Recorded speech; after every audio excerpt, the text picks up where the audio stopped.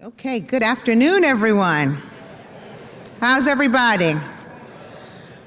On behalf of the Board of Directors, our Corporate Advisory Council, and the staff of the Congressional Black Caucus Foundation, it is my pleasure to welcome you to our 42nd Annual Legislative Conference. Give yourselves a round of applause.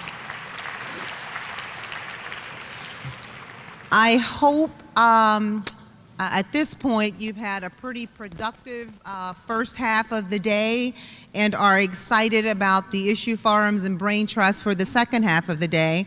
I actually spent the morning at our new town hall, and I don't know, were any of you participants at the new town hall? I mean, it was just phenomenal, absolutely phenomenal. And Dr. Scott and I were chatting moments ago, and we both concur that this has got to be the best one yet. The subject had to do with voting rights and new age discrimination. So I implore you, you're going to hear this message throughout the conference this week. Understand and know what the voting right laws are in your state. Make sure that you're registered, double check. Make sure you know where your precinct is, and then follow up with somebody. It is critical and absolutely important that we not only own this individually, but certainly as a community, and make sure that we're doing our part to show up and be counted and ensure that everyone else that we know is doing the same thing. Welcome to our networking luncheon. Welcome to our networking luncheon. This is an opportunity for us to bring leaders from nearly every sector of public and private industry together with our attendees, and it goes to the very heart of what the Congressional Black Caucus Foundation does, and that's developing leaders.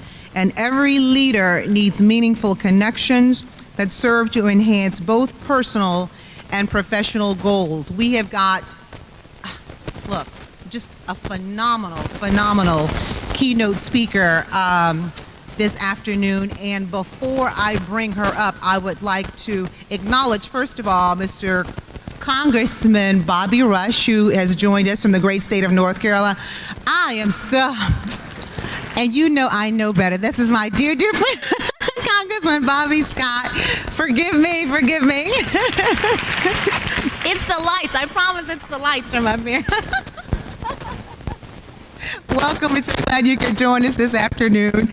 And also, I'd like to introduce Mr. George Frazier. Many of you will know him as the original networker in the African American community, and he's going to come forward and just bring you a few words of greetings and welcome, and then I'll be back to tell you about our scandalous keynote speaker. Ladies and gentlemen, join me in welcoming Mr. Frazier.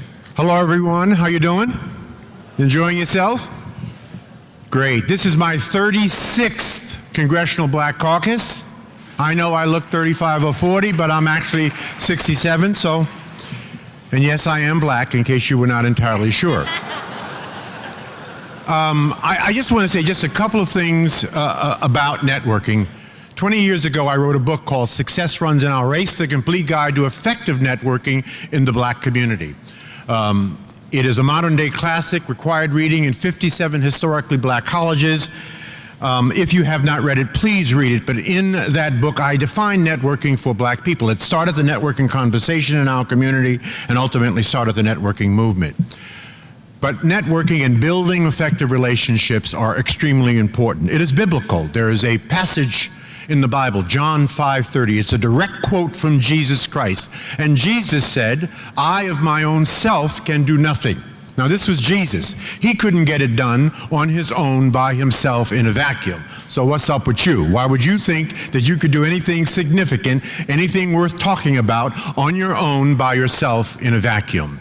Yes, life is about relationships. Business is about relationships. Without relationships, you have no business. Without relationships, you have no business being in business. In fact, the business you're all really in is in the business of building relationships. So this is an opportunity at this moment in time to work on cultivating, nurturing, and building new relationships and to introduce yourselves properly. Now, you have about 17 to 20 seconds to keep people's attention. You have to really craft yourself a elevator pitch.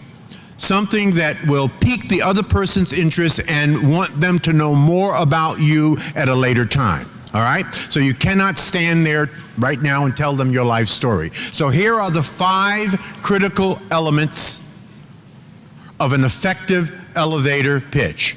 Who you are, where you're from, what you do, how do you add value, and then prove it. Who you are, where you're from, what do you do, how do you add value, and then prove it.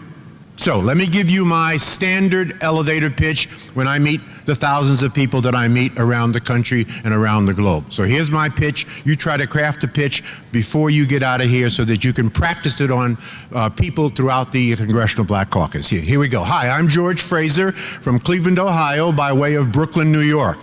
I'm the CEO and founder of FraserNet Incorporated. I write books and speak on networking, building effective relationships, and valuing diversity. I help people turn acquaintances into friends and contacts into contracts. Over the last 25 years, I've helped over 5,000 people find just the right opportunity and over $500 million in business. Good to meet you. That's 72 words and it took 18 seconds. Can you do the same thing? Before you leave the Congressional Black Caucus, you should be able, in your interactions with all the power people that you will see and meet here, be able to craft your elevator pitch, pique their interest so that they will ask you for their business card and find out more about you at a later time. That's my story and I'm sticking to it. Love you. Keep doing God's work.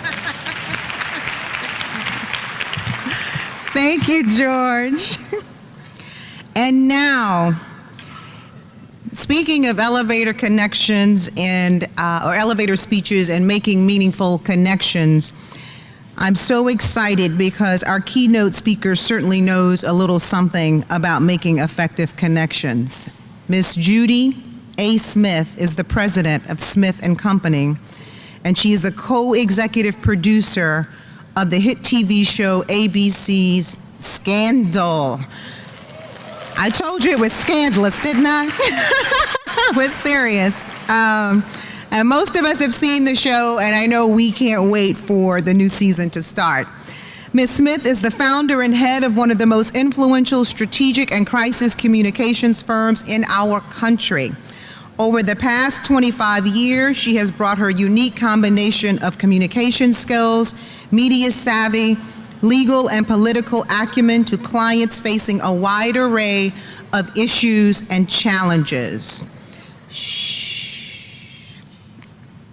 Ms. Smith honed her skills through her experiences with some of the most historic and sensational events of our time, including the Iran-Contra investigation, the 1991 Gulf War, the Los Angeles riots, the congressional inquiry of Enron, and the United Nations Foundation and World Health Organization's response to the SARS epidemic.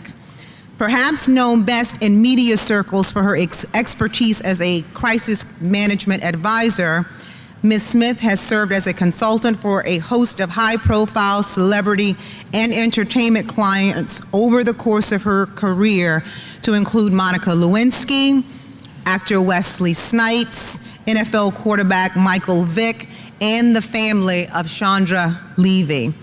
She also serves as a counselor to Fortune 500 corporations and has provided strategic advice on a variety of corporate communications issues such as mergers and acquisitions, product recalls, intellectual property litigation, corporate positioning, diversity, and other challenges.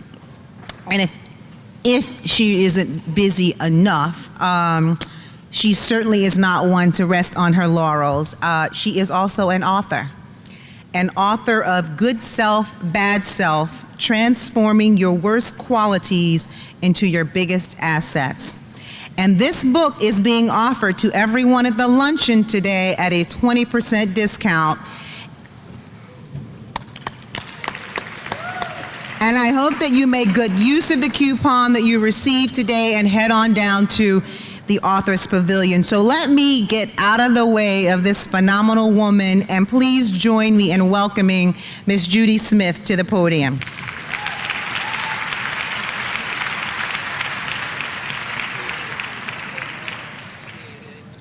Oh my God, it's a lot of people here. Hello, Washington. Thank you guys so much for coming. Really appreciate it. I'm thinking that we should probably get this out of the way now. Why don't we get a show of hands, like who watches Scandal? All right, yes, all right. So let's get this out of the way before we start, getting to really serious stuff. Number one, didn't sleep with the president. Let's clear that up. And number two, if you held a gun to my head, I still couldn't tell you who Quinn was. So you gotta wait and watch it on the 27th. I was in this restaurant the other day and was starving, and this waitress came up and she said, I know who you are. You're Olivia Pope. I said, well, kinda, sorta. And I said, well, when do you think the food might be coming? And she did an Olivia Pope move on me. She said, I have the power.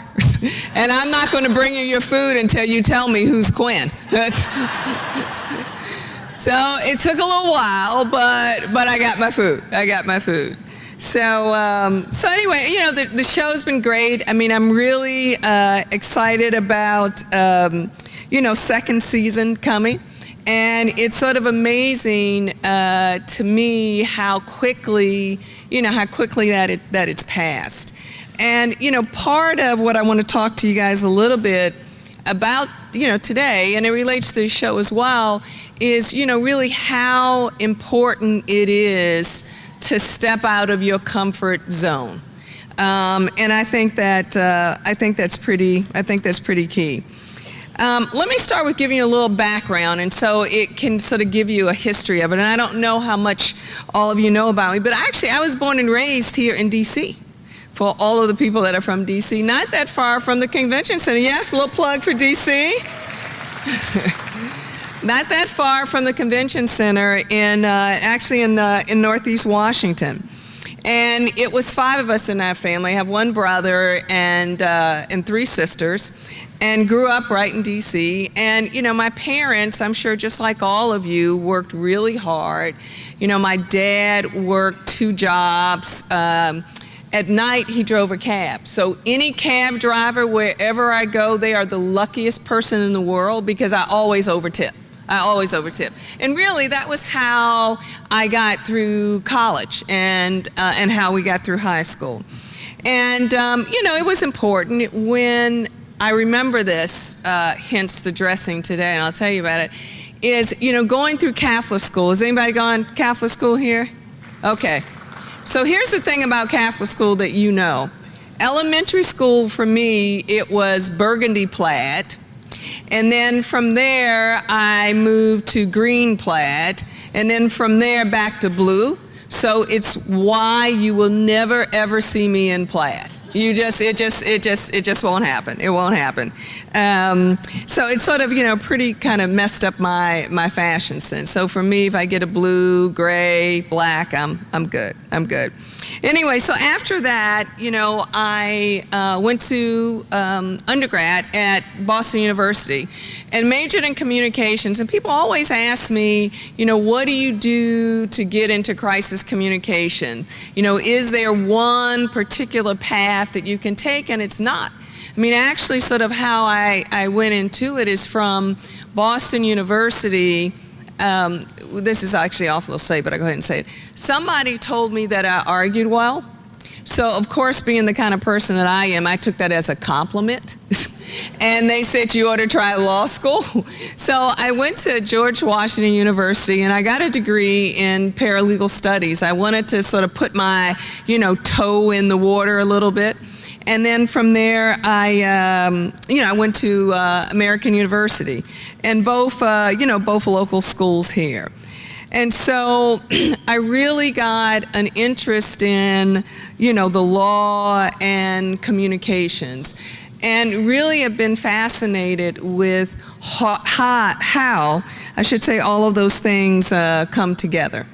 So, part of what I did right out of law school was the Iran-Contra investigation, but probably most of you would hopefully remember I was a prosecutor in DC where I had to learn sort of this famous quote that the bee set me up. I don't know if anybody remembers that case involving Marion Barry. So I handled the press on that, and from there, and this is why I say you really want to stretch, and you really don't know because things happen.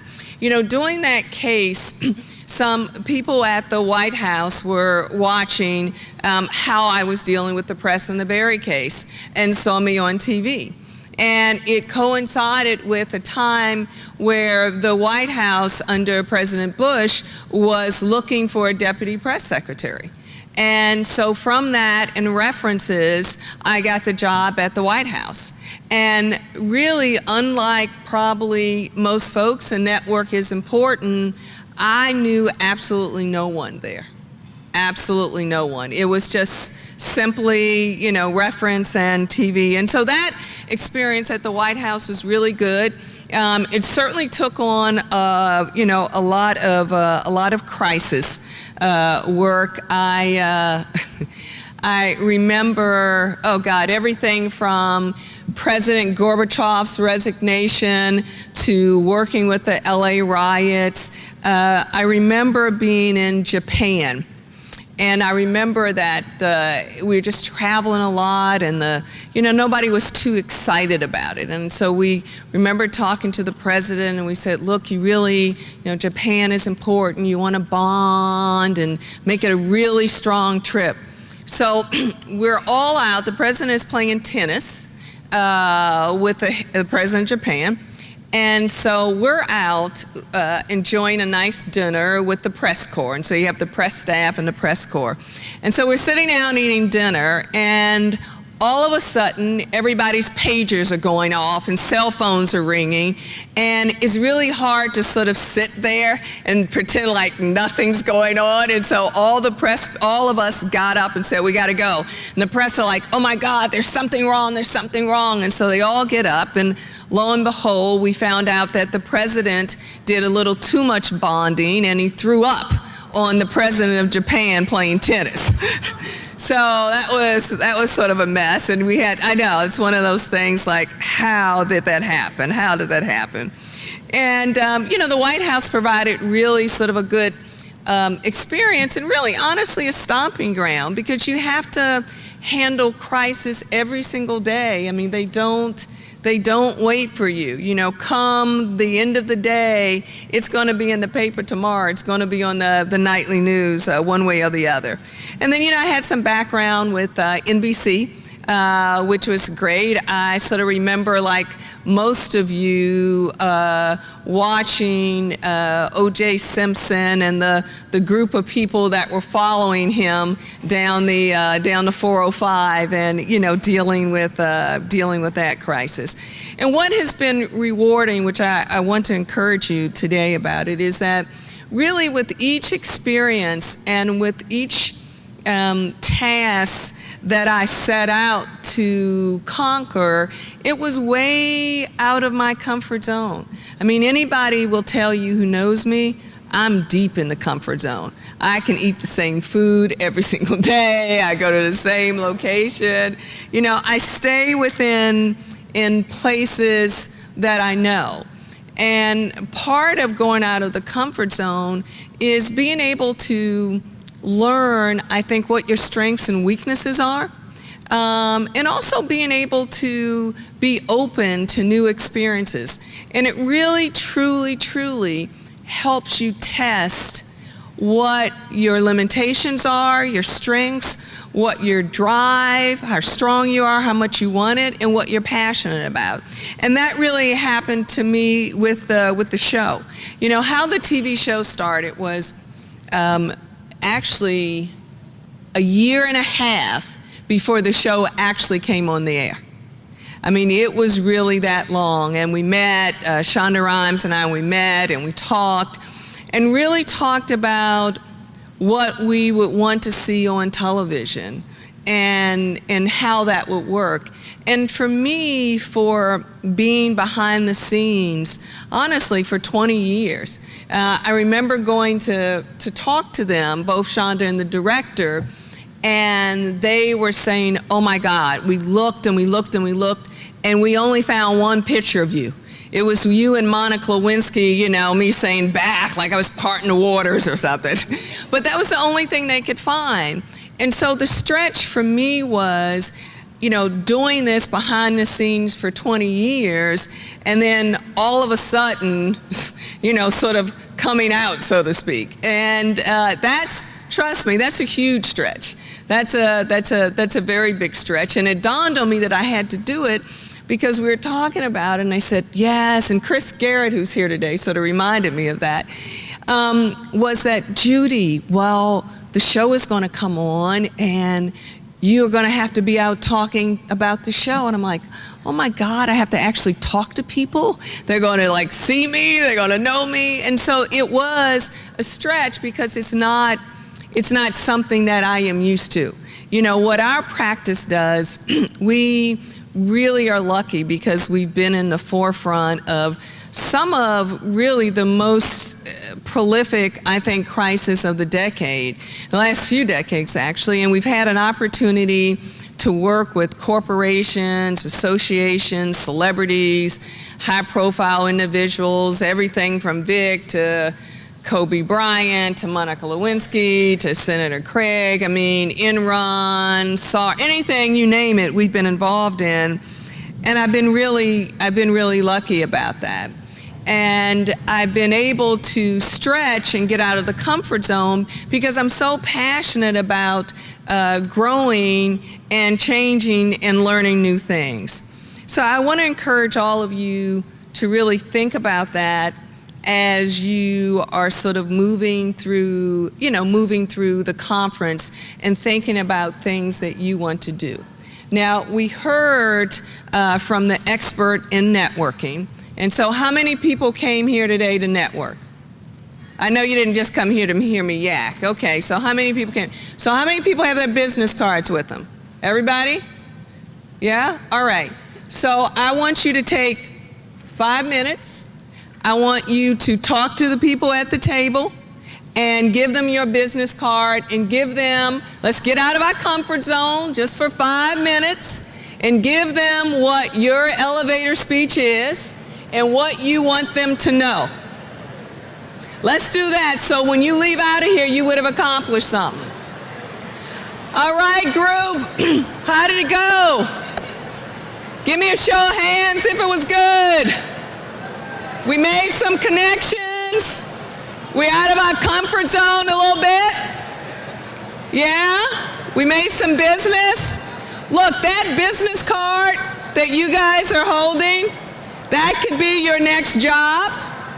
It could be your next spouse. It could be your next boyfriend or girlfriend. So hang on to those cards. I just want to say one thing, and then I would like to open it up for questions. But we got to stop talking first. I want to say thank you. And I would like, can everybody stand up for just 1 second? Everybody stand, take 1 minute.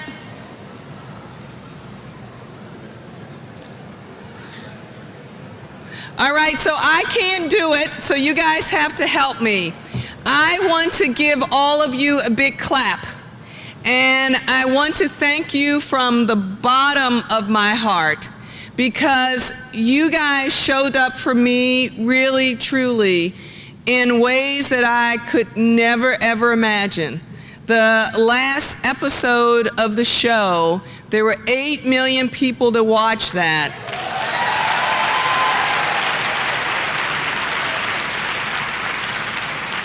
And 2 million were African Americans. So I want to thank all of you with me. Thank you so, so much for that. Really, the first time in 30 years where someone in network television has taken the lead, and all of you supported it, and so if I could hug all of you, I would. I just want to say thank you, thank you, thank you. All right, so they tell me I've got maybe 8 minutes, and if anybody has any questions, anything you want to ask me, anything you want to talk about, except for Quinn, I can talk about that. Does anybody have any questions that they would like to ask? I think the microphone is there in the middle, so it is open. No? I think we have somebody. All right, we have a brave soul coming up. Give her a hand. Yeah. That's a nice colored jacket. Thank you. Can you hear me okay? I can, yes. I wanted to first tell you how proud we are. Can you guys keep it down just a little so we can hear? Thanks. Go ahead.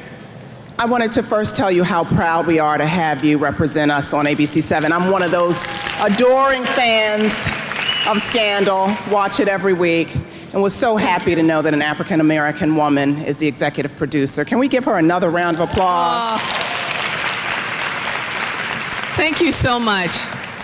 My question is, how hard was it to break into Hollywood, being an African-American female? I know you were telling us about your start and how you were the prosecutor and the White House saw you, but really it is about networking and who you know. How did you actually meet Shonda Rhimes? How did you get in a room? How did you get her to accept your script? How did you get Hollywood to buy into this show? Well, that's a very good question. I had written a book, and people have been actually, telling me for, at least 10 or 15 years that it's a TV show in you, you should do TV, and, I was resistant to it, quite frankly. And you have to be in a place in your head, and I think you have to be ready for it. And honestly, I think probably 20 years ago, I wouldn't be. So my book agent set up a meeting with different agents in Los Angeles, and my point to the agents, which I think is critical, and you have to set, I think, sort of boundaries and guidelines of how you want to do things, which is that if I'm going to sort of step out in this area of television, then you want to get with people that can actually get something done. Because there are so many people, not only in Hollywood, but across the country that want to get into the business. And so my mandate to them was, give me the 4 or 5 top people. And those are the only people that I'm going to talk to. And so it worked out. I mean, I didn't go in and sort of pitch a TV show. Honestly, I just went in and said, this is my life. And this is what it looks like, and this is what I do, and I was lucky. Yeah. So yeah. Thank you. You're welcome. Hello, Miss Smith. Hello, Judy's fine. Okay, Miss Judy. I'm sorry, I'm from the South, but I love your show. Thank you. And my you. question is more so about dressing the part. Networking is so powerful, but you do have to, look well. Yes. So, is it possible we could start, if it hasn't been thought of already, Olivia Pope fashion blog so we can know where she gets her suits? That is a good question. I will raise that with the designer of the show. It's funny because, I said when the show started that there were no pictures of me. And so I had to bring in pictures so they could study. As you can see, there's no plaid, just plain. But so they can study what I wore and how I dress. Now, Olivia is, a little more, dressed up than I am. And so she usually wears soft blouses and necklaces. And the only reason why I have on this is because I was coming today. But otherwise than that, it wouldn't be. And makeup, don't wear that either. But But yes, no, I will see what I can do on that. Yes. And I tell you what you do, go to judysmith.com, shoot an email and remind me, and I will follow up on that. All right? Thank you. Hello, thank you for being here. I'm just curious, since you've worked with so many presidents and so many very important cases, is there any particular case that has touched you more personally than others? And are there any that you feel like you've actually learned something from, either about yourself or about the world we live in? That's a good question. I don't know if there's one in particular that touched me. I will say this, that, you know, I'm a mother and I have 2 sons. And probably one of the hardest things that I've had to do was to tell, you know, a mother that her child was dead. And, you know, those things are tough. But with each crisis, I mean, I really do try to learn personally from it and also try to apply it to everyday life. You know, this is one of the things that I talk about in the book, is when you think about it, we're just all the same. Crisis and problems or they're all universal. The only difference, honestly, between the people that you read about and you watch on TV is, as my mom would say, they're big muckety mucks. But they've got the same problems and the same issues that we all have. And so I've tried to, you know, take that knowledge and share it with all of you and apply it just in a everyday life. So I don't think it's one case. You know, it just still fascinates me because I just learn so much every single day. Yeah, thank you. Good afternoon, Judy. My name is Jeanette Jackson, and I'm the president at a college in the Oakland East Bay region. And we have a contingency of students here. And as an educator, my question is, do you have internships? Because it's very difficult for African Americans to get into Hollywood and get into the business. What advice would you give our students that may be interested not just in being in front of the camera, but those jobs that are behind the camera, like executive producer, director? What advice would you give them to break into the industry? And if there are any internships or any possibilities, or what channels they would go through to make that possible? Sure. I mean, I think internships are important. Our firm personally, usually we don't have those, only because the level of work that we do, it is at such a high level that when a crisis breaks, like Chris and I have been together for about 10 years. So it's a certain, you know how in the show when everybody talks fast, and it's a certain shorthand when something breaks, why I'm able to say, all right, a CEO called, we got 20 minutes, there's gonna be a press conference, I need a statement, I need some background, I'll meet you at the site, see you, bye. I mean, that's the conversation. But I would encourage any student, and this is sort of a general advice, is the world is so global. It's so global. So wherever you decide to get an internship, make sure that you're exposed on an international level, because local will not get you where you need to go. It just won't. It just won't. I give the same advice to my kids. Hi, Judy. Hi. My name is Lovely Thornton, and I am actually an adjunct professor at Towson University. I work in the College of Education, educating students on becoming culturally competent and diversity. I would just like to ask you your advice on what advice would you give me as I assist women and children to become culturally competent and also develop the inner strength to make the right decision when they come to the fork of the road, to choose right over wrong, because so many of us as women are hurting, our children are hurting, and my goal is to help as many women and children to actually develop the skills, the inner strength to actually work through any type of situations that they may come in contact with to be successful in life. So as the director of the Sensible Women's Initiative, what advice can you give me to assist them? I think, here's what I know, about raising kids and also being a woman, is I think that people learn from examples. And so I think if you can be the best person that you can be, honestly, and lead by example. People will follow. I tell you one thing that really, really touched me. I was at an event, and this woman bought her, she was 12 years old. She was a young woman. And she brought her child with her because her daughter did not believe that there was a TV show with a black woman on it. And on top of that, she didn't believe that the person behind the show was black.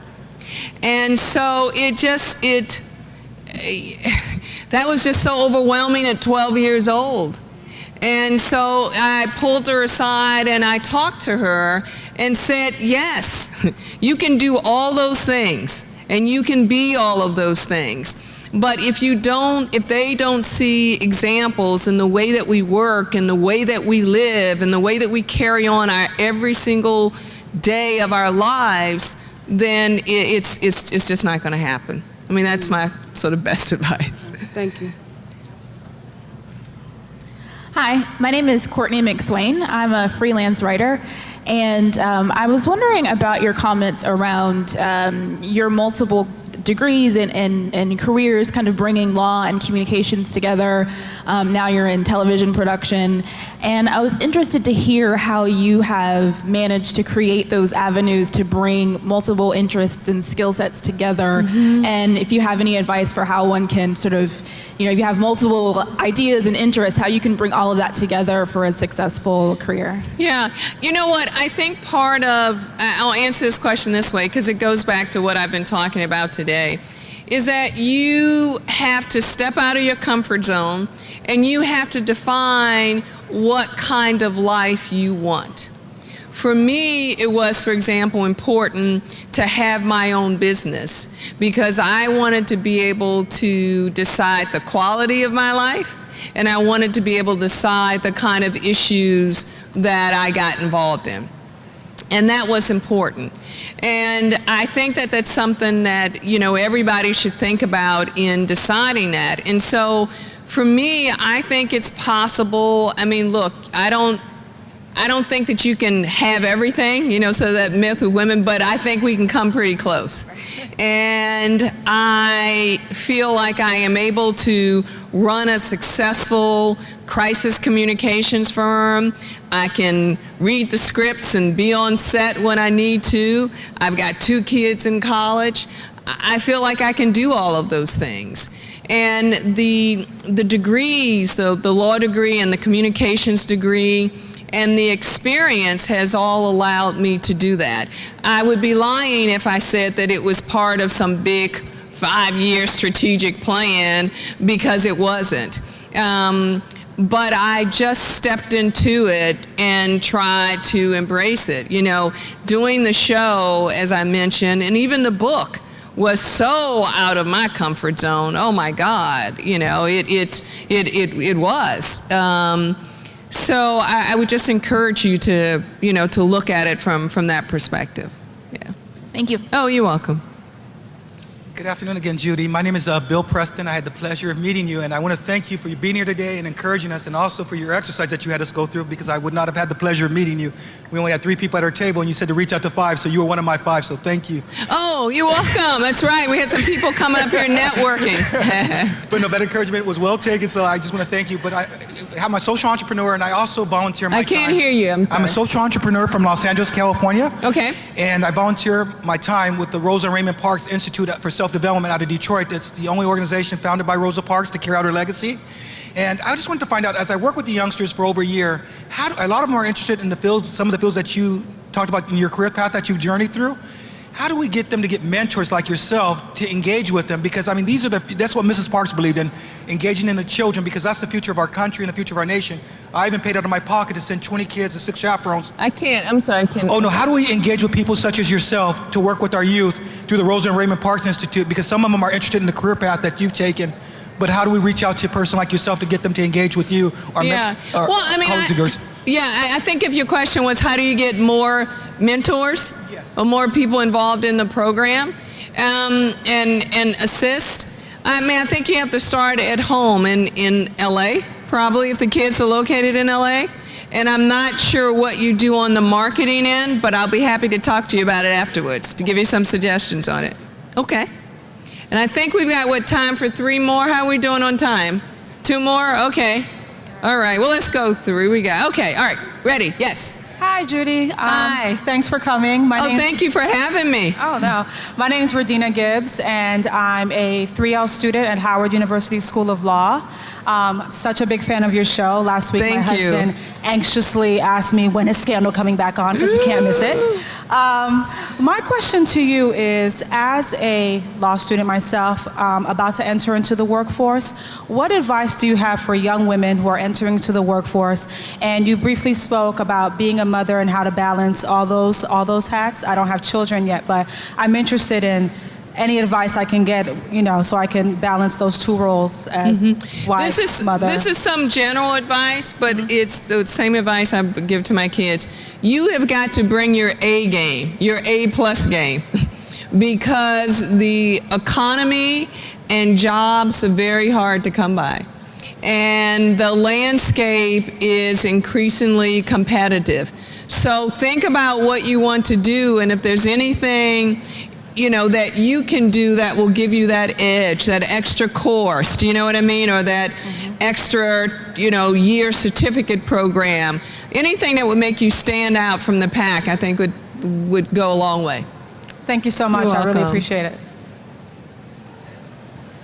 Yes, my name is Charles Adams from Detroit, Michigan.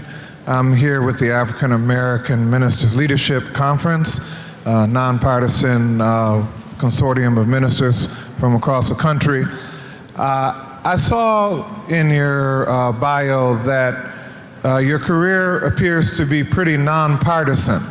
Yes. And I was just wondering, how do you feel about this nonpartisan stand, in a time where African Americans traditionally, at least since the late 1960s or mid 1960s or early 1960s, seem to identify with the Democratic Party more than the Republican Party, especially now, in light of the presidency of Barack Hussein Obama. Well, and me included, I affiliate and identify with the Democrats now more than ever. But, and then I've also read that you're a black belt. Yes. So I was just curious to see if you still work out. Yes, let me answer the political question. For me, crisis is not political. It doesn't matter if you are Democrat, Republican, white, black, Chinese. If you are in trouble, and I think that I can add some value, and I can help, and I think it makes sense, then that's something that I'm going to do. I mean, the reason why I love what I do is, quite frankly, I just love helping people. And that's what motivates me, not, from what political affiliation they're from. And on the black belt question, I haven't broken any boards lately, but I still work out. Thank you. I think we got our last question. Hi, Judy. Hi. My name's Rhonda Allen, and I'm with Teach for America. First, thank you for the work that you do both on and behind the scenes. And I have a question about the connection between your life and Olivia's life. In watching the show, I'm an avid fan, and Olivia has this I can barely hear you. Okay, I'll speak up. Okay. I'm an avid fan of the show Scandal, and Olivia Pope has this trait that we can't exactly describe, but she's undeniably sharp, fabulous, professional. And I'm wondering when you started cultivating that for yourself and when you started developing that in your own work. Wow, I mean, that's a good question. I mean, part of, with the show, Carrie and I spent a lot of time together. And for me, the strength and confidence that I have, I can truly say that those building blocks were really laid from my parents. Because as hard as they worked, there was always you know, this thing around us that when you walk into a room, you own it. You can do not necessarily what you think you can do, but you can do what you think you can do and what you put your actions toward. So I've always felt that way. And I think it comes from really being passionate as well about what you want to do and feeling strong about it. Because you know if you want something, it's going to happen. You just have to want it bad enough and you have to put the work toward it. And don't listen to people tell you you're crazy, because I get that all the time. Thank you. So thank you. So thank you all. Give yourself a hand. Thank you for having me. Thank you for listening to me. And I hope that everybody is walking away with a pocket full of business cards, that you got some networking done, and that you will make a commitment today to hopefully step out of your comfort zone. So thank you all. Thank you so much. Okay. Please join me in giving Judy another resounding standing applause for sharing her experiences, and she is truly an inspiration to us all. And I know she won't mind if you follow her to the Authors Pavilion and get a copy of this great book and 20% off. Judy, thank you so much for being here. Absolutely. You all enjoy the rest of your lunch as well as the conference. Oh, is that it?